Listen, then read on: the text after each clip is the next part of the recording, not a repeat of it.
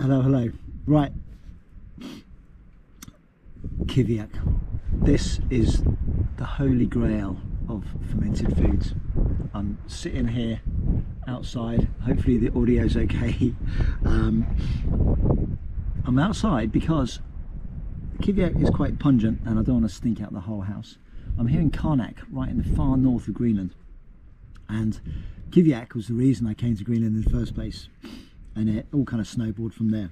But Kiviaq is essentially Little Auk seabird. That's a dead one. There's millions of them around here, all the way from South Pacific upwards, and they catch them in kind of April, May time, up on the mountains with great big nets, loads of them, and when they've got a full net's worth, they stop the heart to kill it. They don't donk it on the head, which is what I thought happened. They press in there, stop the heart, killing the bird, and it's intact. And then they have a seal, a dead seal ready, usually opened up from the stomach, but also either from the backside or from where the head was, which I believe is called the neck. And all the fat is still intact, but they're taking all the guts out. The fat seems to be an integral part of this process. Sometimes they'll add extra fat in with the birds to help the process along.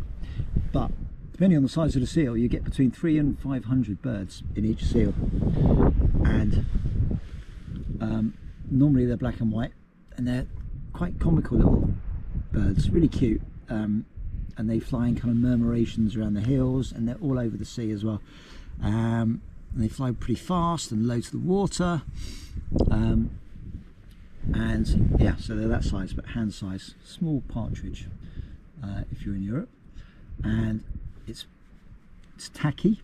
This has been frozen. It's about 4 months fermented. But anyway, they pack inside the seal between 300 and 500 intact birds like that. Then they'll sew the seal up, seal all the holes up, and then they'll press the air out and either hide it under rocks or in a box. But the essential thing is to be away from sunlight. That seems to be the crucial thing, as is a lot of methods for fermentation without salt or anything like that. Sunlight seems to be a key factor. So what can you eat on this? Pretty much the whole thing. You wouldn't want to eat the feathers, so usually they've got some kind of plastic bag, and the feathers will just kind of slough off like that. You just push them off and they'll just clump off like that. Again, this is another reason why I'm doing it outside, because I'll get sticky, dirty feathers everywhere. So you're just yanking that off in great big tufts. It's going to fly everywhere now to expose the breast. Most of the meat is on the breast. And now, when I was in South Pacific, which is 100k south, the traditional way, or what you're supposed to do, is twist the wings like so until the joint's free, and then yank it off like so. So that's what I'm going to do. The ones in South Pacific I had were 2 months old, so they weren't as strong as this. Second wing off, boom, and then I just continue pulling the feathers off like so. Yeah, this is twice as long fermented, this one, and you can tell it's a lot easier to get the feathers off on this. And right, the smell, it's like the strongest cheese you ever smelt or tasted. It's really slightly musty, right? Some onlookers. It's not horrible. I think if you're not used to it, you'd probably flinch. What is also good though, right, what I was told as well was that traditionally you bite the head off and drink the liquefied insides. I think that's a load of bollocks. The insides don't seem to get, it doesn't get liquidy at all in there. It's more kind of tacky, and there's no kind of excess liquid knocking about. Now the important thing with all these kind of traditional processes is you don't stick your bloody civilized head in and say, oh, that's not the way you should be doing it, it's not safe practice. They've done that multiple occasions, stuck the raw in and insisted it's done with rubber or plastic or something like that, and invariably it turns out to be totally the wrong way of doing it, and you end up making people super ill, usually because you're excluding oxygen. You need some kind of oxygen going on in here. If you make it anaerobic, you're going to be in trouble. So we've got the naked bird there now. So it's not cooked, there's no extra salt in it, that's all there is. Birds, fat, and the seal skin. So you've got that, and all the guts are in there as well. So the brain's pretty good. Yeah, so I think biting the head off and drinking liquid right on the sides, I think that's just a tourist thing, or just the wow factor. And what's super important is that you don't, it's not for a soundbite or a quick YouTubey thing about, oh my god, it's disgusting, because it's not. People can live off this, and it's full of bacteria. You've got all that microbiome, nothing's been killed, nothing is sterilized, anything like that. And this is how we've eaten for thousands, hundreds of thousands of years, is this kind of raw natural food, which is incredible, and every part of it is good. So the eyes and the brain are good. I'm going to start with that. I'm not going to bite the head off. Actually, I might bite the head off just so I can get into the brain better. Hang on a sec.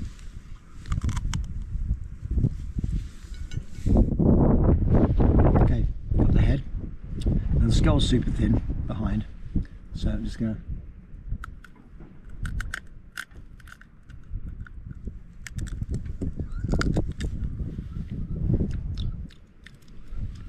and the taste isn't as strong as the smell, but you've got the brains there and all that goo, feather. Yeah.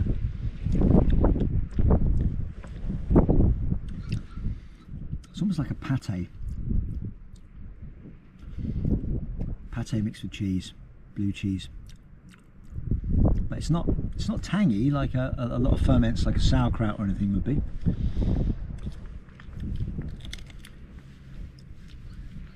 Oh god, it's lovely. Doesn't need any extra salt as well either, which is interesting. Then we want to get into the eyes.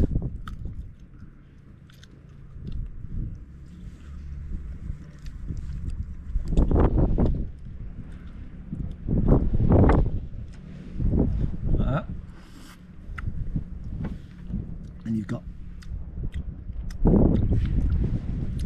there might be a bit more meat in the throat there actually. Yeah.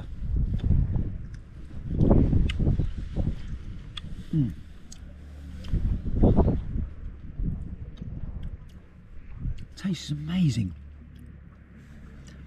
That's essentially a chicken in a pig equivalent. The other factors would be the temperature and flies. There's not many flies up here, and I guess the rocks and sticking it in a box are going to kind of exclude flies. So if you're going to do it in a warmer climate, which also happens, not the same species obviously, but different methods, then you'd want to come and keep the flies away, I guess. But the maggots would be good protein as well though. So maybe it's alright. Okay, then you've got a bit of skin on there and the breast, which I'm just going to pull the skin off to show you what the meat's like inside.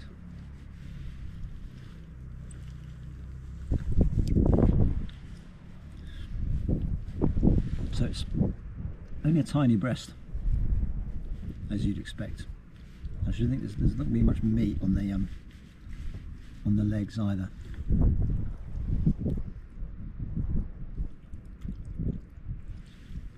super soft. Texture's creamy.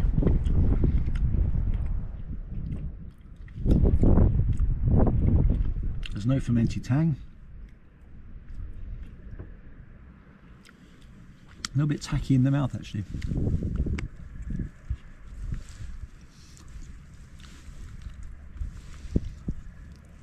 You could smush that with your fingers.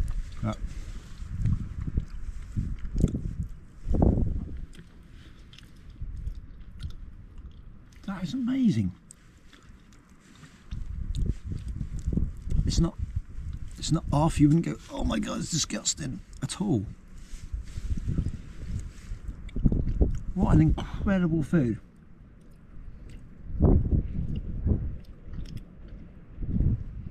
You know, as a trained chef in the States and Europe, environmental health would be having kittens about this, I can tell you. You know, the ambient temperature is, for these things, it's above fridge temperature.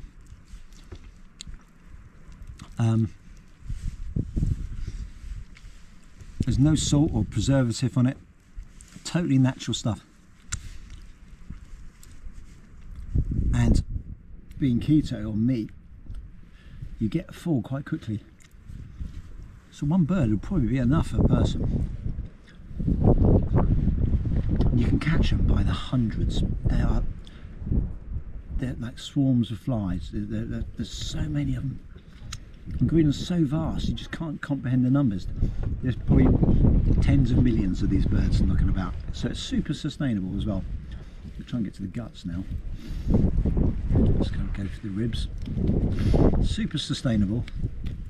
Here's the guts. So all that is the liver.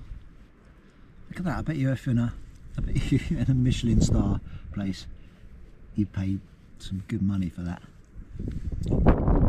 That's the liver.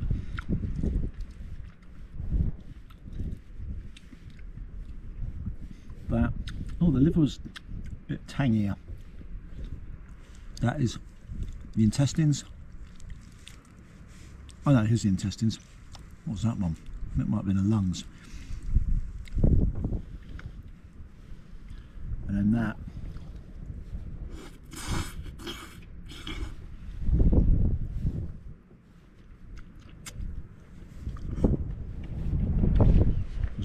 Something hard. Yeah, that's more tangy. And then you've got the neck.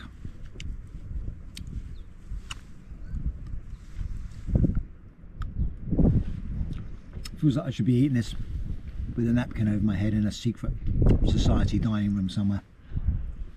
Because this is surely the ultimate food. And this is how we've survived and evolved over hundreds of thousands of years, and we've totally lost that, except for these bloody incredible places like Greenland and other little pockets of indigenous dominated areas scattered around the globe now that have still got that great connection to the environment. And I really believe every time I've come to Greenland and I've just eaten Greenlandic food, I've lost weight and then it's stayed level, and I really think that's my body being in balance with the environment. You know, if you're living in it, if you're living in the environment and you're eating it and you're totally absorbed in it and there's no outside influences, your body will find that natural balance and that harmony, and it'll be running on its optimum level, instead of putting all this crappy ultra processed food inside you. And it totally makes sense. Totally makes sense. And this is what we need to be getting back to. And we need to be keeping hold of these traditional methods. Because you explain that to anyone in the world and they can go, oh my god, that's disgusting, you're going to die. But then, yeah, the whole of our evolution has proved otherwise. It's only in the last 2 or 3 generations really that we've been dicking about with food, and everything is oriented around money, money, money. So cheaper production, higher sales, What's the best way we can maximise profits for shareholders out of this? And that clearly is not the best way to do it for our health. You can see it over the last 50 years, since World War II really, when the whole capitalist machine is really cranked up, and the whole global food system is controlled by 4 or 5 companies really now, who are also tied into the pharmaceutical companies. So there's obviously a vested interest in not fixing the problem at source, which is the diet, but by sticking a crappy bit of plaster or band-aid over the top of it, which generates more money by masking the symptoms of, and that costs absolutely packets of money for any healthcare system around the world, and they're all struggling. It's such a basic message and it's such common sense, but it's been muddied by marketing, the modern society, social media, traditional media, everything. We need to spread the message, people. But this is bloody incredible. Hats off to Greenland. Really, really, really love this place. Brilliant.